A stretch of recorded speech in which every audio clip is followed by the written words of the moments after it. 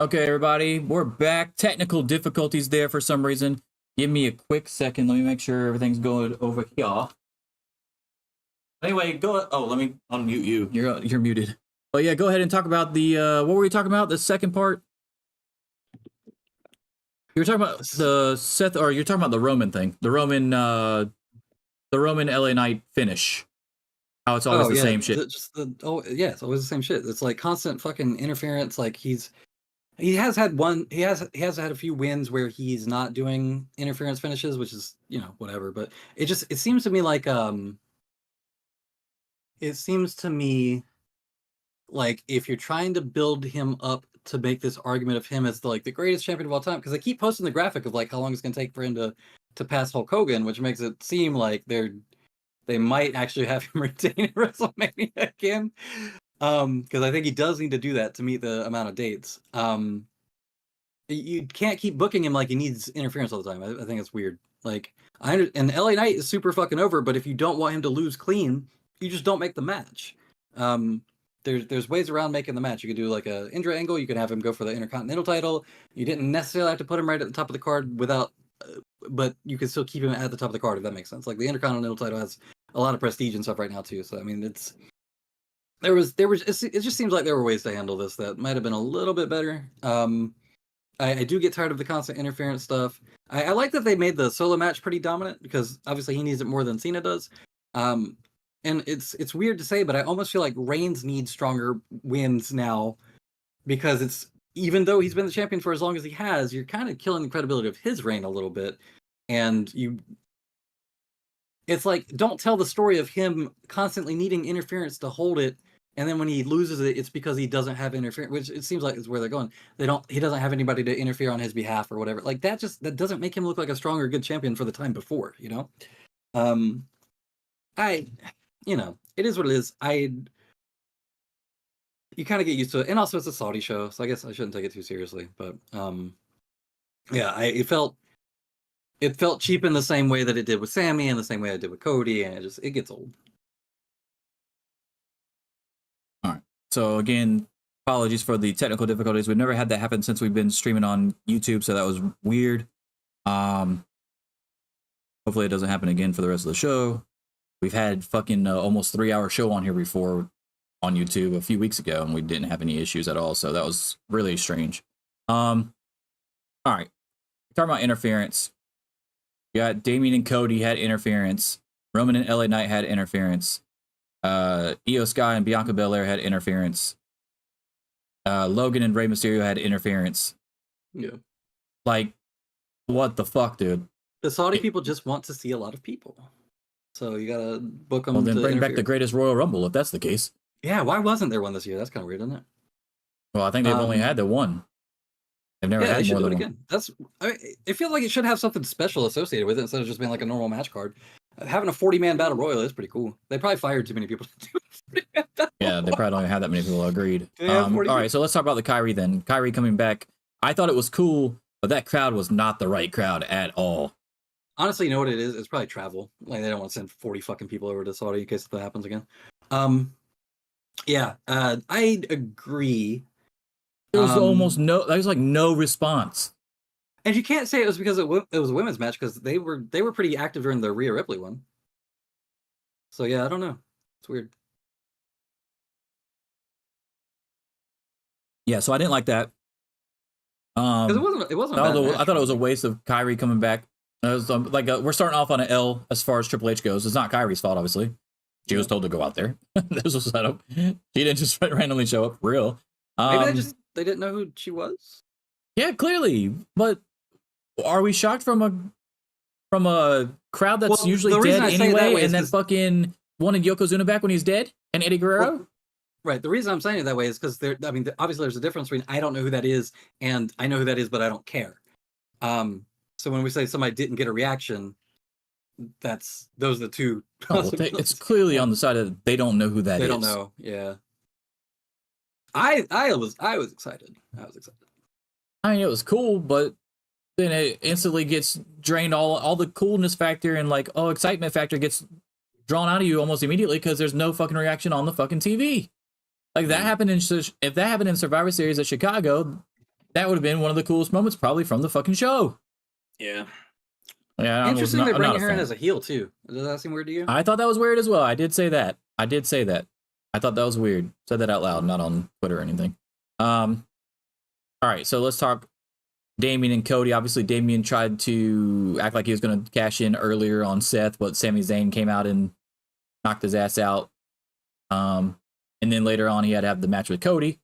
They did your favorite. It's a regular match, but they did moves on top of the announce table. I know you're a big fan of that. And so anyway, so Cody gets the dub, but we already knew that was going to happen because he's got to finish this story that's never ending. The never ending story. On inning 3.5, baby. Yeah, I did. Obviously, we didn't expect him to lose. I mean, but it's funny because it's like as soon as a Money in the Bank winner wins the Money in the Bank, they lose every fucking match until they cash in. Yeah, because they know that they can book him that way and still put him back at the top of the card at any time. So it kind of, I mean, it doesn't look good, but it does make sense. All right, we talked about Roman and LA Knight, obviously. I thought they were both solid in the ring, but terrible booking at the end, obviously. The 5-way I didn't think was good at all until the final go-home sequence. I thought the ending of the match was cool as fuck when she does the Riptide on top of 2 other people and then picks up the win, but that match was not good. Oh, speaking of doing moves to 2 people at once, did you see Penta's shit on Rampage where he hit the Made in Japan but leg dropped the other guy at the same time as he's coming down? That shit was sick. That match was fire. You want to talk about a match that was fire? Let's talk about that one. But anyway, way go. The Logan and Ray match was better than I thought it would be, given Ray's age. Not necessarily anything other than that.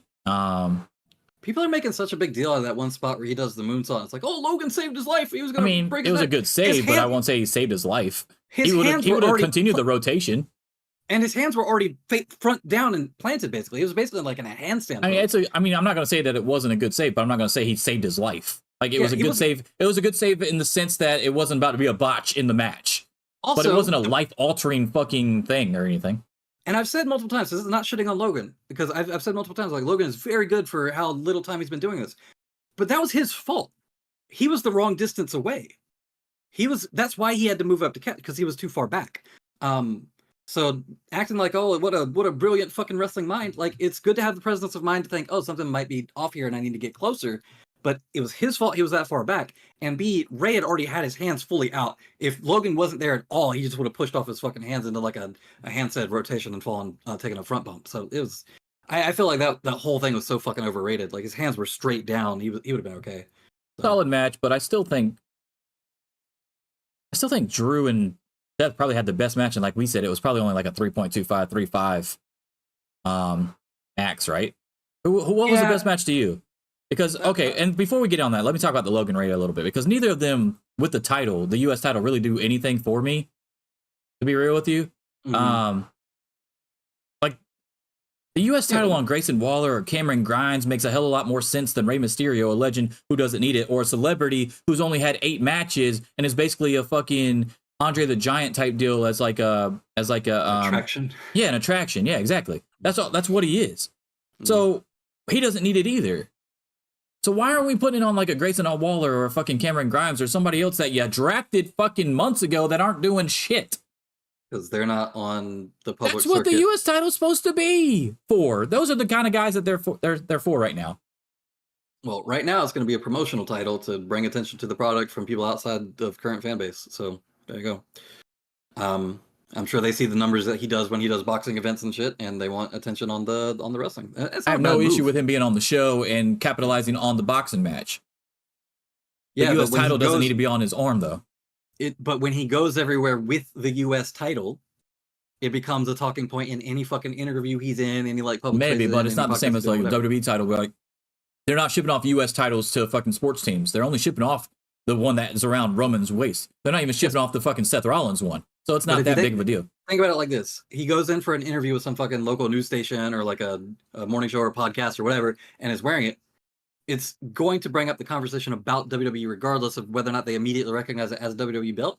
Because even if they only know him as like, oh, we know that he's been doing boxing lately. It's like, oh, did you win a belt in boxing? No, this is my pro wrestling belt. I also do professional wrestling. I just won this at a Saudi Arabia event, like against a legend, Rey Mysterio. Like there is a lot of promotional stuff that comes with even just having it, regardless of whether or not like it's the biggest belt.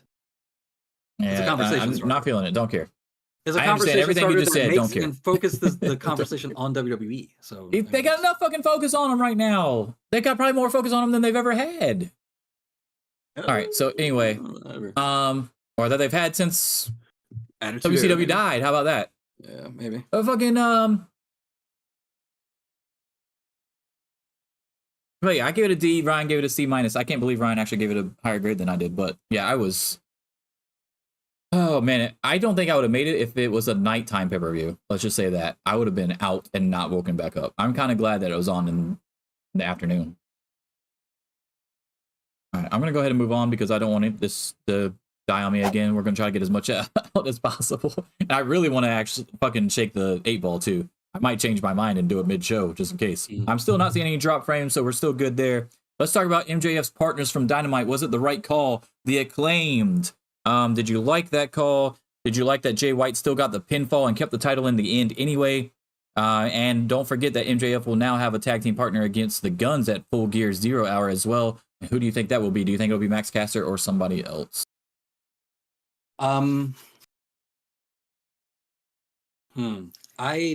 do agree with Jay getting the belt, but I think that to add like a value to MJF trusting the Acclaim to come out and be his partners, it would have been nice if even after losing the match, like maybe Billy Gunn or Bowens or somebody else like slipped out of the ring after the match or were on the outside already and then went and grabbed the fucking belt and got it for Max to keep it from Jay, even with the loss, because then you're still like, okay, well, there's value in their relationship and their friendship. It wasn't just like, oh yeah, I trusted you to come in and win and we still fucking lost. You still get something out of it while building that relationship. And Jay doesn't need to keep holding it, and it makes MJF look bad to not be holding it and chase his own title. It's fucking weird. So I think that could have been a more interesting piece of booking that made the Acclaim thing look better too than just like, oh yeah, I trust you, I want you to come in, and now you're just gonna fucking lose. That's weird. Some crazy fantasy booking out of my brain. Do you think that if it's Max Caster being his partner at Full Gear 0 Hour and they win and he starts holding the other title around, that it makes the relationship between him and Bowen splinter a little bit? Maybe, but there's no reason. That doesn't mean fantasy booking, obviously, but that would be kind of a cool way to go too. I mean, I don't want you to break up the Acclaimed or anything. Yeah, the Acclaimed's a little bit too over to be teasing tension. Well, you wouldn't know it from the fucking online audience. Yeah, they're weird about it. I fucking hate people so much. Yeah, I hate people. I'm so glad that we had this show because people overreact. And Daniel Bryan was right, obviously, or Bryan Danielson now. Bryan Danielson's right. Pickle. Like, it's real. It's like legit. And then the people that are actually using it are also being stupid as well. So they're using that same thing, and they're like, what? Huh? You're stupid too. All right, so you thought it was the right call to use them, and it was the right call for Jay White to keep the title. All right, do you have a partner in mind for Full Gear 0? Do you think it'll be Max Caster? If it is Max Caster, I don't think it's to tell a story of tension and the Acclaimed, if they do go with that. If anything, it would be like MJF paying him back so they can be even for him taking the bullet for him on Dynamite, right? Yeah, and I don't think it would end up, but I don't think it would end up with any Bowens tension or anything like that. No, I don't think. I'm not saying that if they win at 0 Hour, now magically Max Caster is just going to be holding the title. I just thought that would be an interesting way to go, depending on how long Cole's going to be out and shit like that. Well, two questions. First of all, have they even said that he's getting a partner? Yes, it's been announced. Okay. That is official. Because I know he knows who it is. A handicap, right? Versus the Righteous, which pairing them with Jake the Snake is cool as fuck, by the way. The Guns. He's going against the Guns on 0 Hour. Yeah, no, I understand. I'm talking about the handicap. Oh yeah, I guess because they didn't want to keep having him beat fucking 2-on-1, win 2-on-1, which is fine with me. Which is what they should have done probably the last time. Yeah. The other question is if he does bring in a temporary partner, do they actually have claim to the belt, or are they just helping him? That's what I'm saying. I think that would be an interesting way to go, but no, I don't think so. If he just asks, MJF could literally go in there and ask him, "Hey, this one time, I need you. Can you step in and help me defend these titles so that me and Cole can keep them? And Caster is a big simp for him, so he'll do it. What's that look like in the lineage, though? That's kind of weird. It doesn't need to look like anything. It just looks like MJF and Adam Cole still have it. Yeah. Who else has problems with Bullet Club Gold? Everybody. Well, most of them are tag teams. The Elite do.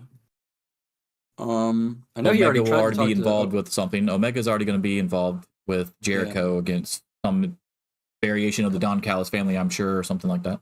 Well, isn't it him, Jericho, and Ibushi versus Takeshita, Hobbs, and Ospreay? Maybe is it Ospreay? Maybe it's not Ospreay. They're running that back. They're doing a trios match, yeah, with Jericho, Kenny, and Ibushi. Yeah. But Hobbs is part of it now, so it's not the same thing. Oh yeah, okay, so it's not the same. Yeah. All right. I think it's Ospreay. It might not be Ospreay for the third. I actually don't know. But they might not have even mentioned a third yet, or it could be Sammy if he comes back from injury. I don't know. Like, there's been no mention of Sammy besides like one time that Don Callis mentioned him because he's been hurt. All right, so we got. I don't know. I don't know if the Acclaimed were the right call, but I mean, I don't have an issue with it. After the 69-day on Collision last night, it's not that big of a deal to me. Oh, are they not doing this at the pay-per-view? Maybe this is a TV thing. I don't know. There's not too many matches announced for Full Gear, I don't believe. You've got, I think, Swerve and Hangman are announced again. Oh, no, I'm sorry. It's Omega, Jericho, Ibushi, and fucking Big Show. Oh, yeah, that's right. Yeah, the Big Show. Oh, my God. Yeah, versus Takeshita, Hobbs, Fletcher, and probably Sammy Guevara, they think. Yeah, okay, they're going to get a win back there then, obviously. Yeah, you don't bring in the Big Show to do nothing. No, I'm just saying because if Kyle Fletcher and Sammy Guevara are on the other team with no Ospreay, there's no way. No way. And plus, they really need to get a fucking dub back. It's bad right now for Omega. Not looking great. I think he's got one win in his last like 11 matches, and that was against Fletcher. All right. Speaking of who is what, or like, and to deal with MJF. We were talking about MJF earlier in that last segment by his teammates. Who's the devil? Which is obviously a big deal because we know it's not MJF. Or at least we assume that it's not MJF. Or we don't technically know that it's not MJF, but we've seen the devil. And what the groundswell of support for two names is Britt Baker and CM Punk, which is crazy. But would be awesome. I think either one would be mind-blowing, even with people talking about it, both of them incessantly on Twitter. I still think that's your two best options. One of those, I don't give a fuck which one. I would be mind-blown. I feel like people would notice CM Punk walking around backstage enough to say it. Yes, but that's the thing. What did we talk about last week? It could be anybody under there. That's not what I mean. That's not what I mean. I mean in storyline. I don't mean in real life. I understand it's not him if it is him underneath the clothes. You're talking about fucking kayfabe. I'm talking about kayfabe. Yeah. So, and what, like, how the fuck does he just show up backstage all the time, steal a mask or wear a mask? No one knows who it is, bro. He could have got Ace Steel to do it for him. Nobody's stopping that man backstage like, hey, I just saw MJF, bro. What the fuck? Who are you? What are you doing back here? Why are you wearing this shit? Danhausen could have stole it for him. Brody King could have stole it for him. He's got friends at AEW. Danhausen would be an interesting pick. That would be fucking hilarious. Yeah. Danhausen could have stole it for CM Punk and gave it to him. Danhausen could be the devil. He's very nice and very evil, so it's possible. He's very evil, yeah. But anyway, the question here is, with the swell of more Britt Baker and CM Punk responses to this question after this week on Dynamite, because when that video package played of the devil and him grabbing the thing, we had just seen a bunch of people that a lot of people thought it was. Yeah. And now that kind of like seemingly rules all those people out.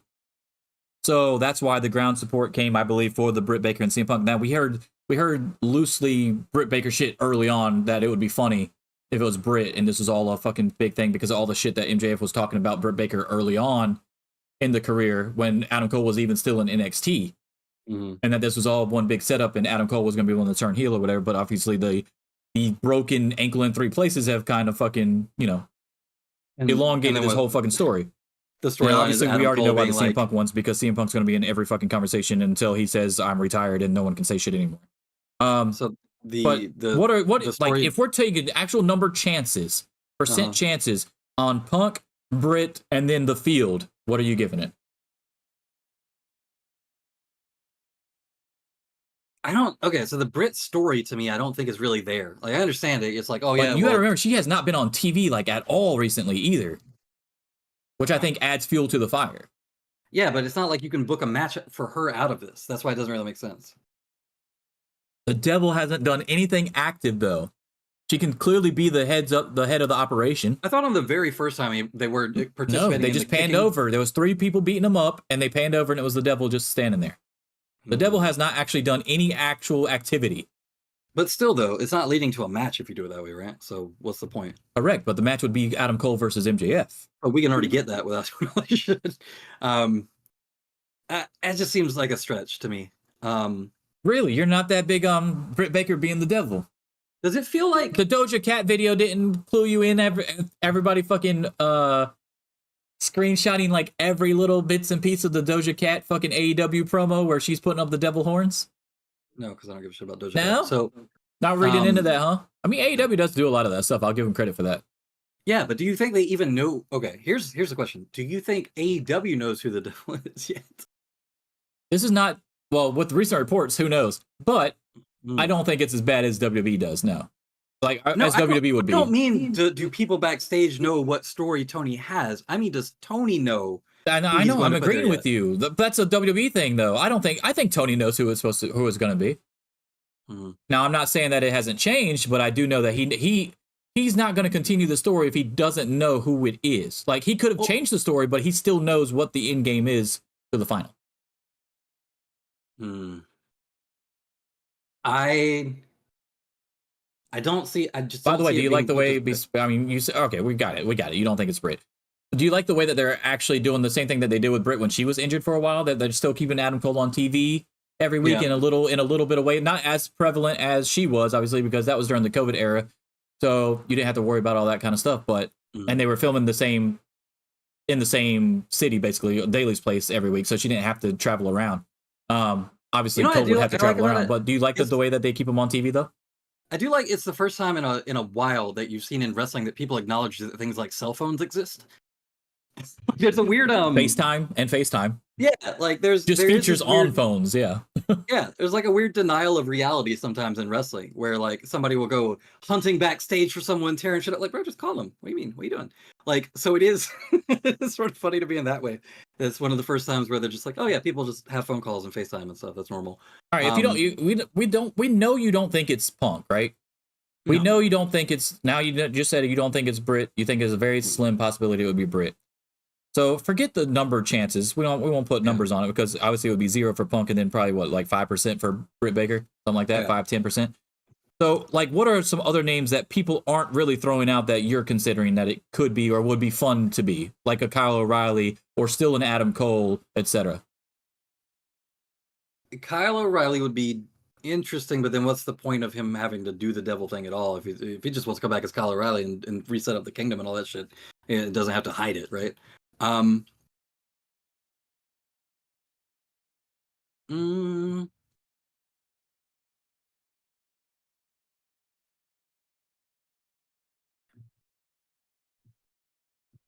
Bobby Fish. God no. I mean, where's the lie? Guy. Stop. They took out a lot of options on Dynamite. I'm telling you, the way they shot that, and then magically panned over to the fucking cut to the devil after they just got done talking to all these different people and showing all these different people. It's really, there's not too many people it could be at this point. It doesn't make sense in the story at all, but I think it should be Tony Schiavone. That's who I think it should be. He doesn't like Adam Cole or MJF. He's trying to pit them against each other. This could be Tony Schiavone. Also, but he loves Britt Baker. It could be a stable led by Tony Schiavone and Britt Baker.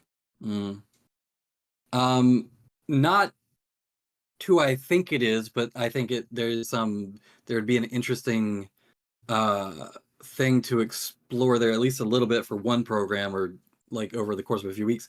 You could make it Sean Spears. He's not doing much, and I feel like he'd be good in that role.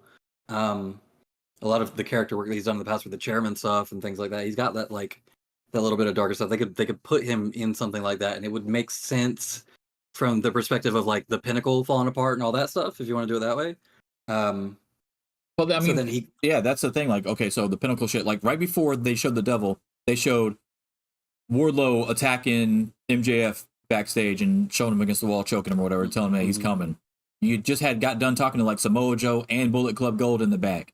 Like, they eliminated a lot of fucking people. Like, I think Christian Cage was shown back there with his title or some shit. Like, there's just a lot of shit going on. And then it just pans to the Devil, who's still there, and then grabs the camera and it goes black. And it's like, oh shit, what the fuck? And we still don't know who it is. Do you think, all right, so we got Kyle O'Reilly, Sean Spears, still Adam Cole would be interesting, obviously, as well. Yeah. Especially if he has all his friends in on it, like the Kingdom and Roderick Strong and Kyle O'Reilly. Pac kinda, would be interesting. Who? Pac. Oh, Pac. Yeah, Pac. Do you think that and we'll end it on this, do you think there's a chance that we get a huge step forward in this program at Full Gear?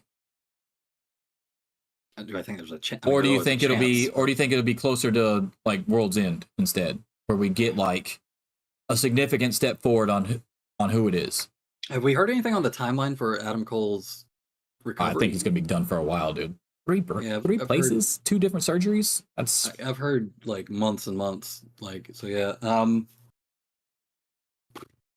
I say Revolution earliest, but I don't even think Revolution, honestly. So the answer to that obviously is going to depend on if he has anything to do with the outcome of if he has anything to do with the story. Right, exactly. So I don't know. I just don't know how long people are going to hold on to this story with nothing happening in the story besides the Devil's just back there staring into a fucking camera. Something's got to happen. Yeah. Unless that's why they did the whole MJF against the world thing, to make that last longer. So, hey, I'm worried about all this shit right now. I'm not really worried about that Devil shit yet. But it is a direct tie-in to why the Jay White MJF match exists in the first place at Full Gear. Also, it's literally the beginning of it. Yeah, because he thought he was the one beating him up. But why hasn't MJF addressed this at all in Kayfabe? He did. Not once has he said, he said it wasn't him. He said somebody stole his mask. He literally said it in a backstage interview with Lexi, maybe? Or Renee. That's when he was saying that he wasn't the one that beat up Jay White. But why does he not seem concerned about the fact that somebody is still impersonating him, is my question. Okay, so his 2 most things that he covets in the world are always in jeopardy ever since that happened. Mm-hmm. I don't really think he's concerned about a fucking mask. It's not about getting the mask back. This isn't fucking Andrade. Yeah, I understand that, but why does he care? He's got too much to worry about right now. The motherfucker literally just got attacked by like 4 different people the last week alone. Listen, I get emails about identity theft all the time. People care about it. He should care. They're not trying to steal his identity. They just want to fucking steal his devil mask. A little bit gimmick. No one's out there using his credit card. They're just using his mask, bro. It's not that serious. Whoever is gonna do a heat seeker fucking DDT. All right, let's talk. Let's move forward. We're good. We're good on this. We can move forward. Hopefully we get some answers or some steps in the storyline. And it's not just stagnant like the Bloodline was for a year and a half. All right, let's do this. A little bit slow. Yeah. All right, 212 pay-per-view buys for NWA. I don't think I can't even say this with a straight face. I'm sorry. 212 pay-per-view buys. That's what's been reported by PWInsider.com. Is NWA all the way back? I can't even say it with a straight face. I know it sounds mean, dude, but I think it's time for Billy Corgan to either nut up or shut up at this point, because like this is not good. This is not good. 212. GCW does more than 212 pay-per-view buys. True. And that's supposed to be seen as hardcore mud wrestling show. Fucking super niche fucking ECW wannabe type shit. And they get more than 212. How the hell are we living in a fucking world in 2023 where there's an actual wrestling promotion that is still existing with only 212 pay-per-view buys, but we got everybody fucking up in arms about ratings for AEW and WWE? Come on, man. 212. If you can survive off of 212 pay-per-view buys, AEW ain't going nowhere. How much do they cost? I don't remember how much he paid for it. No. How much is the pay-per-view? I would say $40, maybe. For a fucking NWA show? Get out of here. I think so. It's 20 to 40. I would say 20, 30, or 40. One of those 3 options. Give me a second. Oh my god. I'll look it up. So he made about 80,000. Okay. Give me a second. Interesting. No, I believe you. But what I was going to say is that I remember a couple years No ago, matter if you believe me, I want to get the accurate information. You go ahead and talk. I'll look it up. Yeah. One of their shows a couple years ago, probably the Empower one, I think. Back in. It did good though. I thought that one did good. That's what I'm better saying. than this one. Well, it did good relative, but it was in the low $24.99 on Fight right now. Yeah, it was in the now, low. I don't know if that's a thousands. discount because it's already happened either though. You I don't know said if that was the 212? OG price. 212 buys. 212 buys. 212 buys times $25.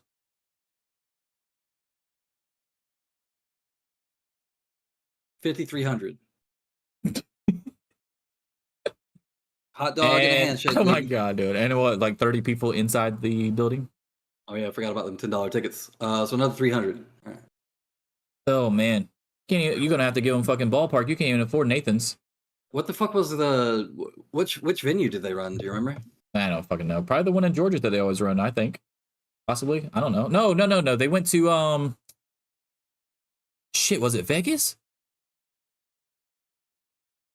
So they ran at Temple Live at Cleveland.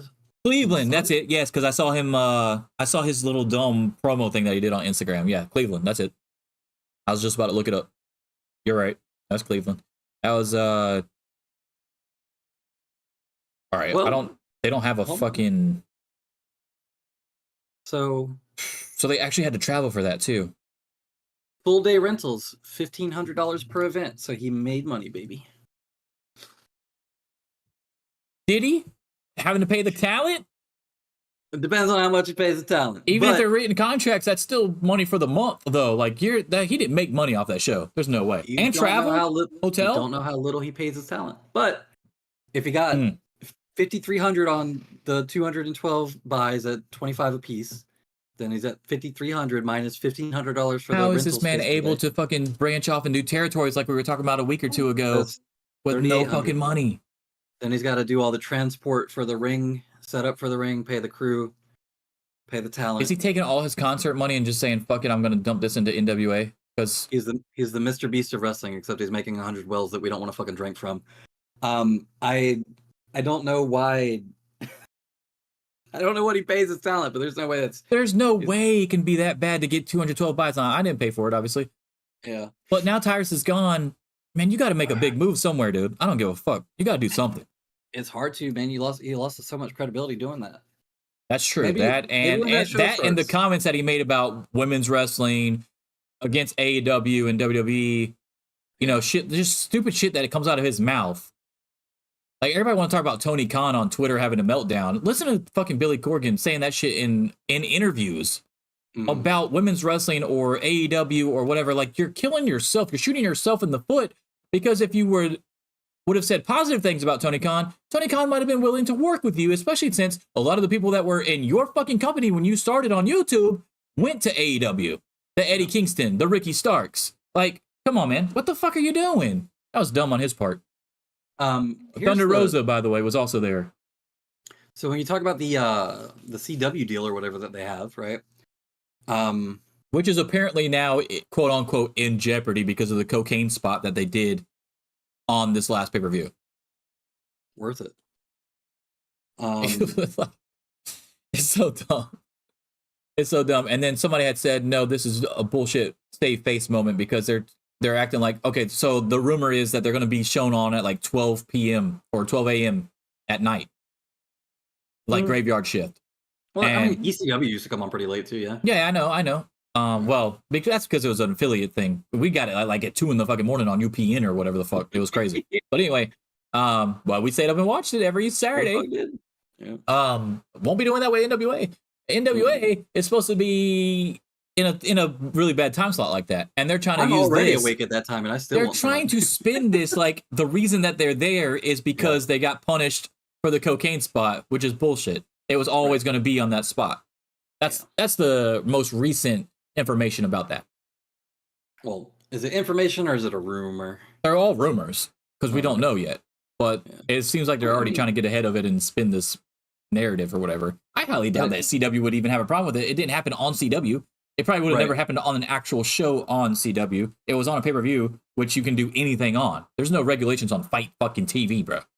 Yeah, and generally speaking, as long as you're not doing the same thing on their network, they don't really give a shit. So yeah, that'd be kind of weird. And it wasn't a shoot. It was kayfabe. He wasn't really fucking doing cocaine over there. I mean, it is Father James Mitchell, but still, no, it was fake. All right, so okay. I don't even know how to. Okay, we know they're not all the way back. That's obviously a facetious question. But what would it take for them to be back? Does he just need to sell it? Does he just need to cut his losses and bounce? Oh, sell it. I thought you meant like sell it, like promote it more. No, sell it. But it has no value right now, except for the historical like lineage and library, right? So, and they've already got value for the library for sure. None of the library that he's been putting out, but library, yes. But isn't a lot of the NWA library already folded into WCW, and that's why there is a lot of WCW NWA stuff on there, but no. After like before, okay, so before 87, 88, whatever the fuck my War Games is over there. Mm-hmm. The OG War Games tape that I was showing off a couple weeks ago on the show. It was 89, wasn't it? No, that's too late. Is it? They have 88 they have the 88 on WWE Network. I think it's 86 or 87. Anyway, anything before that, WWE definitely doesn't have. Because the very first War Games that they have on, or the Great American Bash that they have over there is 88, I believe. 87 or 88. But it does have, they do call Ric Flair the NWA champion. He does have the NWA, I don't know if he has the big gold yet, or if it's still the old school NWA title. But he also is the NWA champion when he's fighting Terry Funk as well in the hardcore match, street fight match, whatever the fuck it is, I Quit match, whatever the hell it was. But so they do have some stuff that is loosely based on NWA because NWA was tied. It was called NWA World Championship Wrestling. But once they broke off, obviously they don't have any of that. So before like 88, 87, that first War Games match, they don't have any of that stuff before that. So they don't have any of those Starcades. At least I'm fairly certain they don't. It's 88. I just looked it up. Yeah. Right. Okay, so they don't have anything before that then. Okay. Well, so it would only be useful for them. But is Corgan smart enough to get rid of it, or is he a person that comes off as I'd rather watch this shit burn than give it to anybody else and admit my faults that I've fucked up a whole promotion, the most historic promotion of all time? I don't think it has to be either one. It's not about like, I'm sure he's aware that it's not doing well. I don't think it's about not admitting it. I think it's just, if he's financially secure enough to keep dealing with the losses, and what do you do to change it around if you're Corgan, though? Do you bring in somebody like a Scott D'Amore type guy that somebody actually knows wrestling to book the shit? I think it's too late. I think it's too late. Sometimes you got to let stuff go, man. I can't say it's too late if he's still getting TV deals, though. Not too late. Allegedly still getting TV deals. Yeah, we don't even know if that's going to actually get off the ground. I agree. Well, like, this could all be bullshit. Let's wait to see a fucking episode before he starts saying he's got a TV deal. Yeah.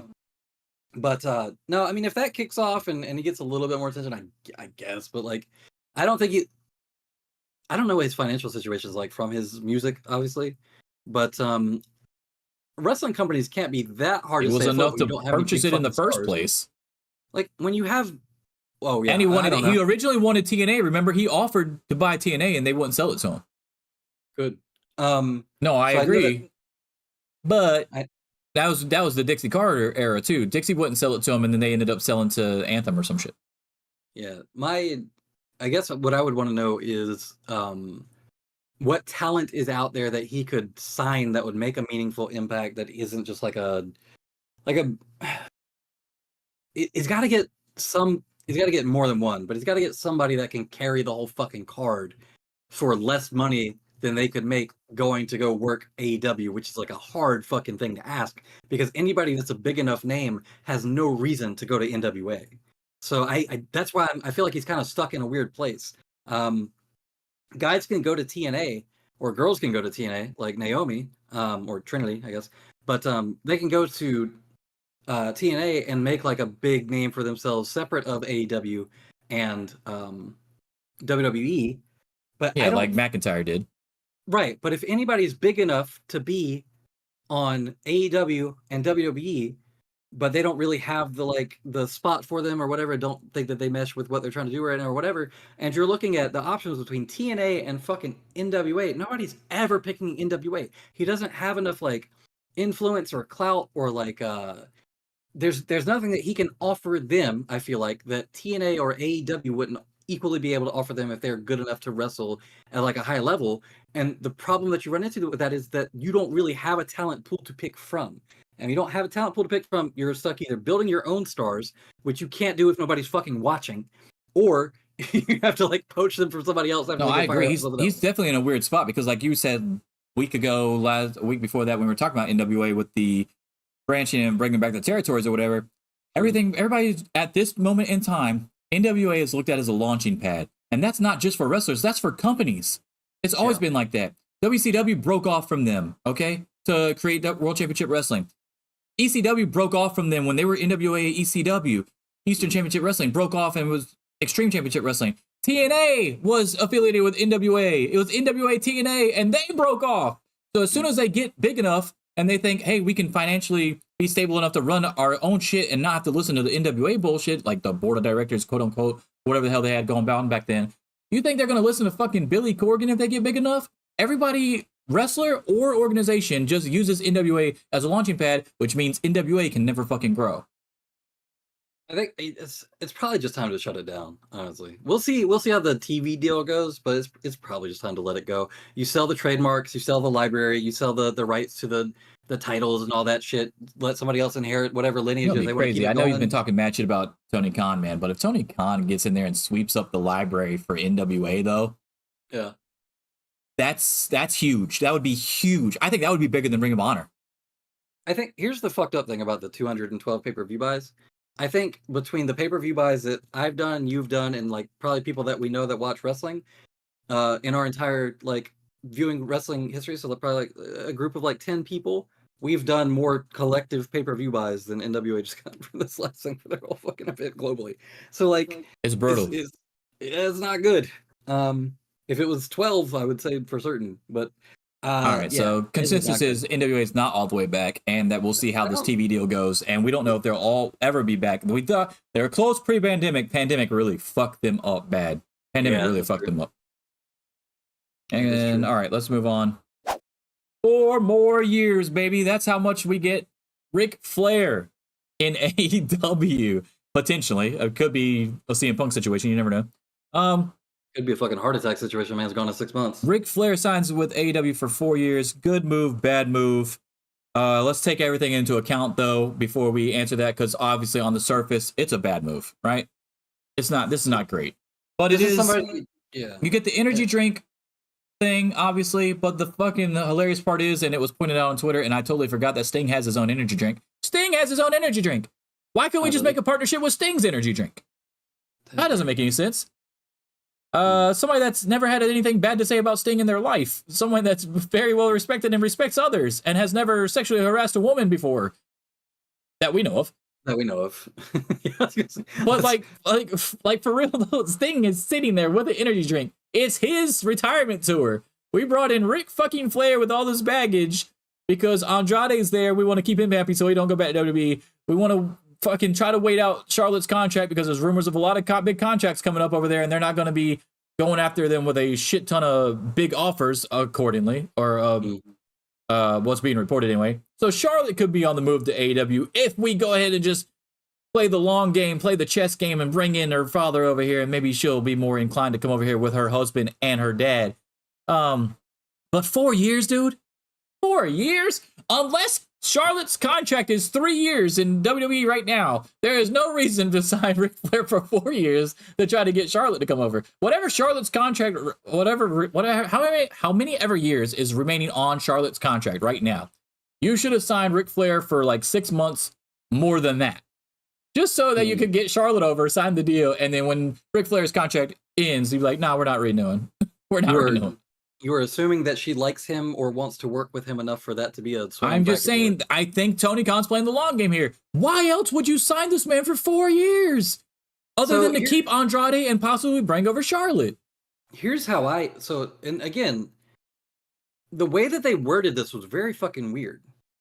Because when I Hey, read did you see the part where they said that basically the entire partnership between the energy drink and everything literally is basically his entire contract? That's what I'm saying. Like, so when they're talking about a 4-year partnership with Ric Flair, I wasn't reading that as like he's assigned talent and he's going to come do promos or anything. I was reading as a 4-year deal with his drink company and that's it. So that's for the first couple times I kept seeing this, I was like, what the fuck?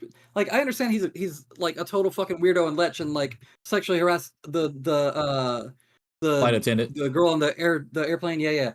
And like, he's got a whole history of like weird shit. I wouldn't have brought him in. I wouldn't associate my company with him.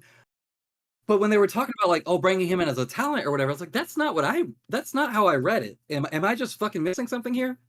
I don't know. There's all these reports now about him getting cleared to take bumps and all this other shit. Like this shit would not be coming out if it didn't have something to do with that. Well, he said that. He said, I'm cleared to take bumps. And that might be him trying to sell Tony on the fucking idea of it or something. But dude, I swear to God, they better not put that man. I don't care if he takes a bump, but I swear to God, they give that man a match in AEW, I'm going to be pissed. Yeah. The only time I want to see you want to put Ric Flair in a match, we can do that. Guess what? Guess what the match is? We bring him back in Arn Anderson for one day because they let his contract run out too, like his son. So he's no longer with AEW. I didn't know if you knew that or not, but his contract was not renewed either. So we bring back in Arn Anderson for one day. We have a Legends match once and for all. Ric Flair, Arn Anderson. That motherfucker gives him one of the spine busters, and then we see what happens. That is a thought. I got another one. Put him in against Suzuki. And then no, I want to see somebody he has history with, somebody that he clearly gets all the accolades for, even though Arn Anderson was the workhorse. No, let Arn Anderson get his shit in, man. Let him pull out the Glock. I just want to see Ric Flair get the shit chopped out of him. Hey, Arn Anderson is a good chopper. Yeah, whatever. In his old age.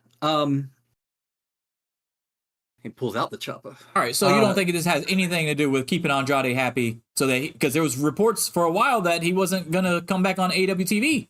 There was reports for a while that him and Charlotte got fucking divorced. So I don't know if that was stupid as fuck. I don't feel like people know more about people's relationships than they do what's going on with, like, especially the way Andrade talked in interviews. People knew he was not happy with AEW. Yeah, I understand, but all I'm saying is that like, hold on. So this is not a chess game move by Tony Khan, you don't think? Listen, so the way that I read this, it says, getting into business, this is a Variety article, learned exclusively that Flair's energy drink will become the exclusive energy drink of the promotion, part of a multi-year deal Flair has signed with AEW. But that doesn't say anything to me about... Yeah, so he said, I just reached out to Tony, then Tony got back to me and he said he'd be interested in that, and I wasn't selling myself, I was selling energy drinks. And then Tony was thinking about Sting's retirement and asked if I wanted to be part of it. So, like, it doesn't seem like this is like a on-screen deal to me. It definitely seems more like a... Well, I hope you're right, because of course the entire internet went up in a frenzy, and I don't think they would have if there wasn't smoke, there's fire type of situation. So somebody said something somewhere. Like, we all read the same report that you're reading right now. Not the entire internet read it incorrectly. So it could be something else on top of that, is what I'm saying. Yeah, it might be like a sporadic appearance deal or something. But I surely Tony isn't. I mean, me and you are still on the same page that it should just be that one night for the Sting's gift, and then Revolution, and then that's it. Why Revolution? Oh, because that's Sting's last match. Yeah, I got you. Okay. So unless you're going to literally put him somewhat with somebody like a Jake the Snake or Taz did or Arn Anderson, but can we really trust? They all got to be pre-taped fucking promos. They all have to be pre-taped promos. Right. That's the thing too. That I don't think Tony's dumb enough to give Ric Flair a live mic on more than one occasion under strict fucking control. Because the man just rambles. He says wild shit. He's like, and you can't trust him to not make it about himself instead of the guy that he would be managing. Right. And it's so like it gives me secondhand embarrassment a little bit now to watch him do these rambling fucking wild nonsensical promos. I think the only person that you could put him with where I think it would happen the least amount would be Andrade. Where he wouldn't be trying to put it on himself, he'd be putting it on Andrade because Andrade is But I don't need that. Daughter's husband. I know, I don't need it either. I'm just saying. Put Andrade back with fucking LFI. Let him look cool as shit like Roosh just did yesterday. God damn, Roosh is so fucking cool. And then that's it. We're done. We don't need Ric Flair in this shit at all. I remember a time when people thought Roosh was the worst pick ever to be Ring of Honor World Champion, and now look at him. People are so fucking wrong in this business. It's ridiculous, dude. We talk sometimes about people that just have like don't have any aura, don't have like any charisma or whatever. That man's just like effortless fucking charisma, and it's not like By the way, not only him, I think Andrade's like that too. I think legit Andrade and Roosh, and I'm not gonna try to pigeonhole them as a tag team, but them as a tag team could be one of the most dominant fucking tag teams of all time, and they had the history together already, and they've been a tag team together before, and yet here we are, and then we're discussing whether or not each one of them should have already been world champion in WWE or AEW. That's crazy to me.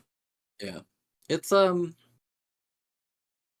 far as the Ric Flair thing goes, like it seems a little weird to me to be talking shit about Vince McMahon's sexual assault allegations and then do a multi-year deal with Ric Flair after his.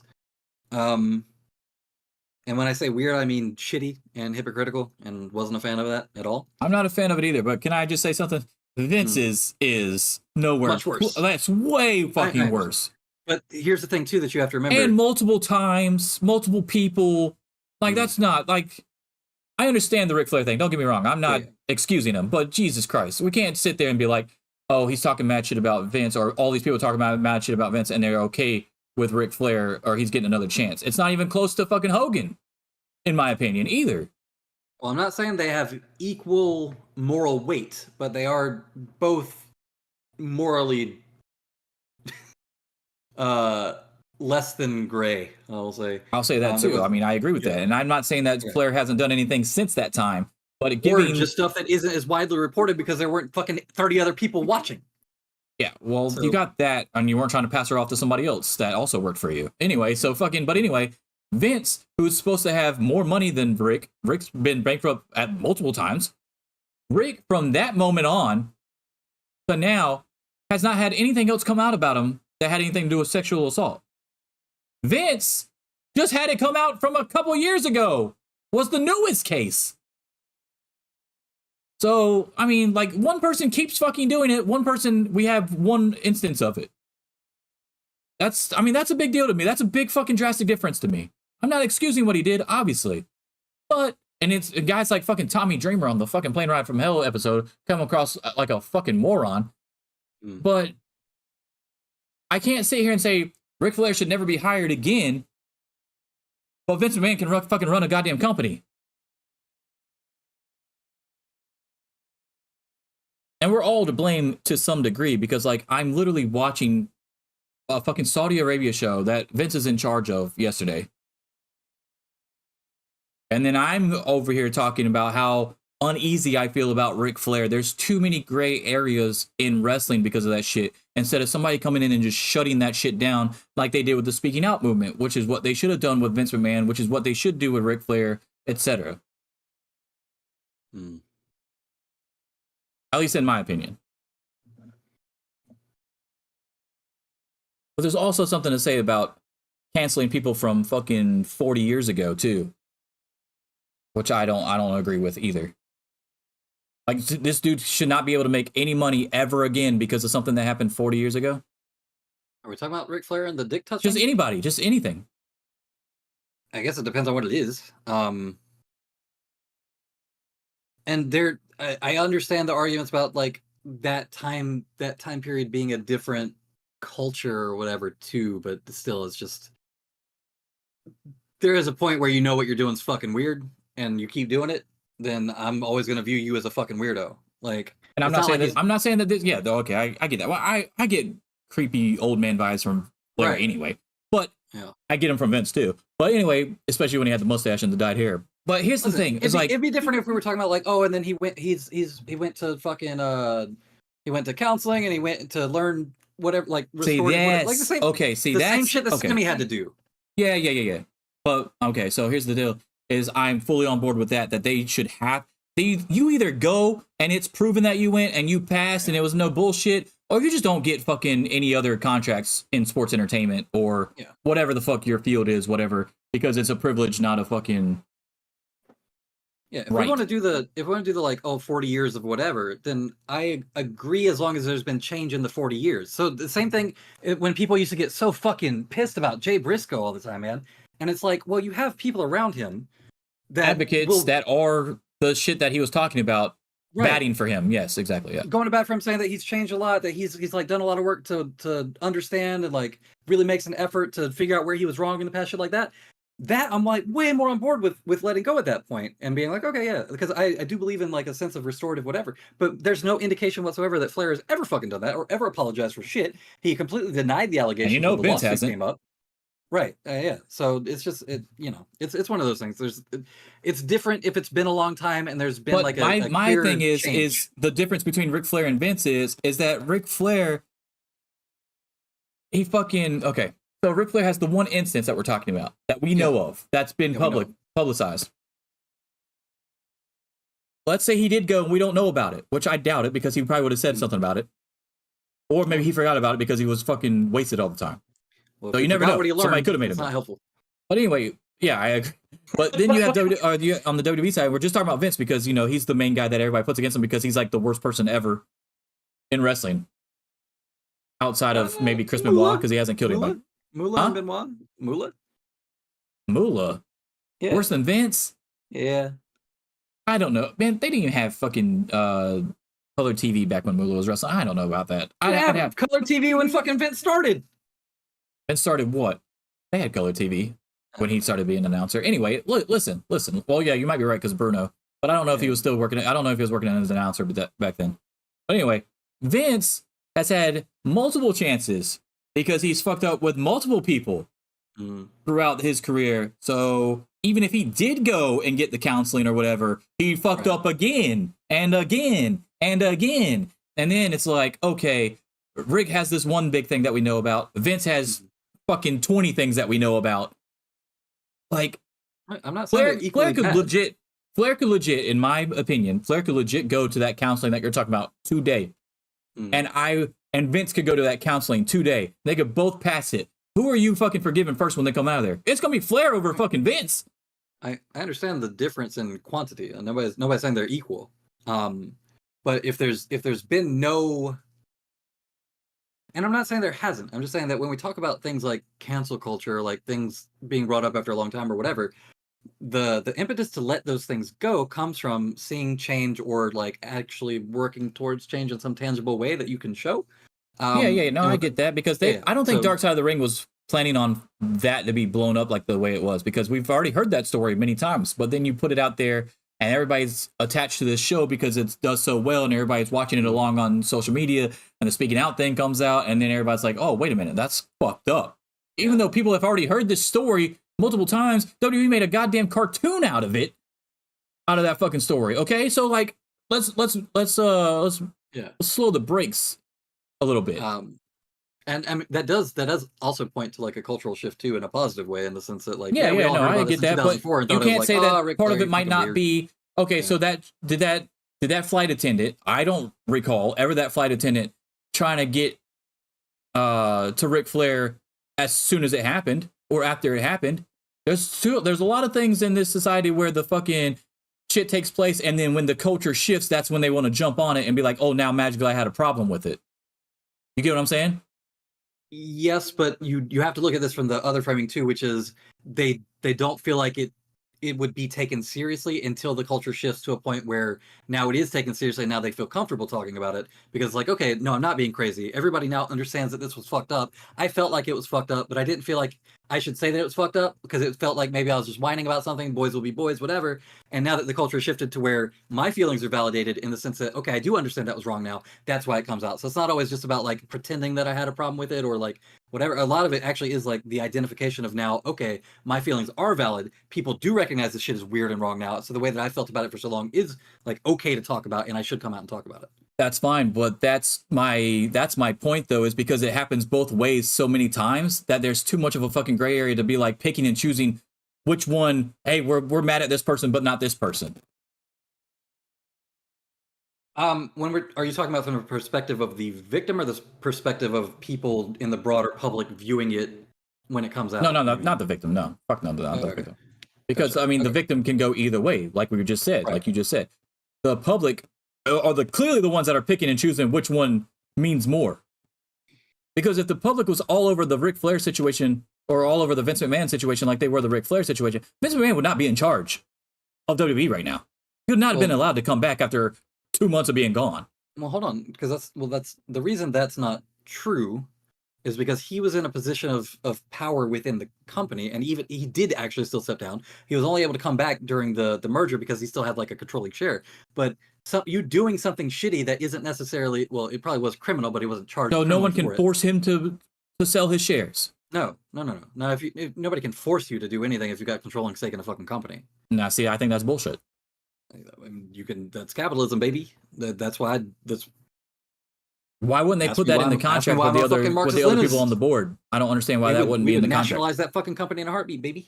I mean, I assume that it wouldn't be in the contract because Vince knew he would be fucking outed, and he controls that contract because he's got Apparently that same fucking lawyer that he's always had Apparently, they ever have since the steroid era.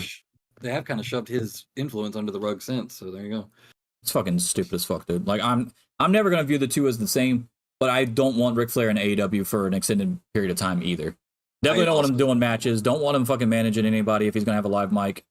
Yeah. But if I'm starting a company and I only got enough money to bring in Vince or Ric Flair, I'm bringing in Ric Flair 100 out of 100 times. I'm not. You know who touching should have Vince. picked up fucking Ric Flair? Goddamn Billy Corgan. Yeah, no, he should have. I agree with that. I agree with that. You just make him. You put him in name and everything. You just say Ric Flair's NWA, and then people will watch it. Okay. And fucking not only that though, like even when Ric Flair was, and we'll end it on this because this is not really anything to do with the topic. We got what we needed to say out of the topic. I actually wasn't expecting it to be that long, but remember, it was either pre-pandemic or right at the pandemic. Ric Flair got all in his feelings because they replaced him in the signature of the show because of all the shit that came out with the fucking Dark Side of the Ring episode. So they took him out of it, and there was also people saying that he needed to be taken out of the Hall of Fame or some weird shit like that. Anyway, when he got all his feelings about that and wasn't with WWE anymore, that's when he should have went to NWA. Yeah, that's when Corgan should have been like, "Hey, come on." When Corgan was actually doing something with the fucking product and people were actually watching it. And I do feel like that's a place where, and again, I don't support fucking having Ric Flair in any public position regardless, but just from a business perspective, from Billy Corgan's point of view, you could always have said, hey, you're going to come in and be like a partner on this as far as we'll put your name, we'll call it Ric Flair's NWA, we'll fucking have you do some of the promotional stuff or whatever, but you don't actually have any say in booking. We're not going to fucking have you do like matches or anything crazy like that. You can come out and announce matches sometimes if you want. You could do like a little lead in at the press conference, but we're not going to have you in any like whatever. We're using you for your name, likeness, and image, and to promote our own shit and give it some sense of validity. I feel like that would have been more understandable than this fucking energy drink deal. That shit's wild to me, but whatever. I mean, I could live the rest of my days without seeing either one of them again on my TV. We've got your video library, baby. We're good. Thank you. Yeah, I mean, I don't need Vince. I don't need Flair. I've been fine not watching Benoit matches for 20 years. Yep. So, like, I'm good, dude. Like, I can easily take myself away from those situations. Now, I'll go back and watch a Flair match way before I watch a Chris Benoit match. That's true, too, yeah. But, like, I feel, like, legit unsettled watching a fucking Chris Benoit match now. You notice every time he hits his head. That's why it's weird to watch Chris Benoit matches. Every fucking time, I'm just like, oof. That or his promos where he's saying weird shit that isn't really anything to do with that, but you know, it just comes off creepier. I think especially that one that people play all the time, like literally telling somebody he's gonna kill them, or he would kill them for the world title. You know, shit like that. That's just creepy shit, dude. Creepy shit. All right, let's move on though. Speaking of AEW and Ric Flair being there, injury bug strikes AEW again. This is probably the biggest injury bug season since the first Forbidden Door. Got into it with a few people about this because I made the connection that AEW can withstand this because they did it once before with Forbidden Door because their roster is so deep and because they push people constantly at different levels. Clip art. Jesus Christ. Love it. You gotta love it, dude. Got to love that. Don't be mad at the skills. That's a great one. You get it? I love how you always hate the best ones, by the way. The best ones, the most creative ones are the ones you hate the most. It's an injury bug. All right. Yeah, sorry, go ahead. Anyway, oh, you know what I wish I had right now? Mm. Hold on, do I have it? Laffy Taffy so you can get some more fucking jokes. What the fuck? Anyway, I made the connection that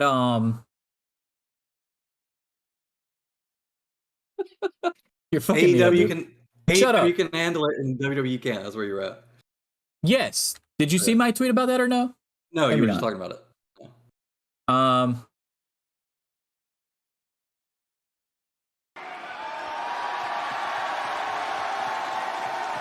You good? Yeah. No, I'm playing a video right now. Okay.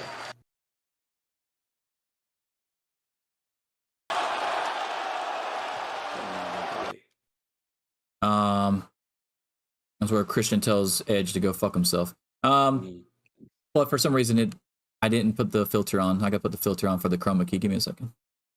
Well, it shows like green to me. But yeah, I know because I didn't put the chroma key on. That's what I just said. Yeah. All right, now we're good.